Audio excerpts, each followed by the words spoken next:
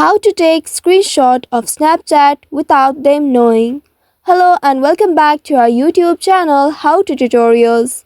In today's video, I'm going to show you how you can take screenshot of Snapchat without them knowing. Whenever we take a screenshot of Snapchat, it will inform the other person that we have taken the screenshot.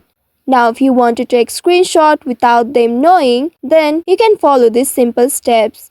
If you are Android user, then you can use Google Assistant feature on Android in order to take screenshot. For that, make sure you have turned on Hey Google or Google Assistant on Android, and once you do so, here you will need to open your Snapchat application on your mobile device, and at the bottom here you will be able to see the message icon. Tap on the message icon. Now open the snap you want to capture. Once you open it, you will need to tell Hey Google and then ask Google to take a screenshot. Okay, taking a screenshot. Now once the screenshot has been taken, you can return back. There you will not see any text that represent you took a screenshot. So by following these steps, you should be able to take screenshot of Snapchat without others knowing.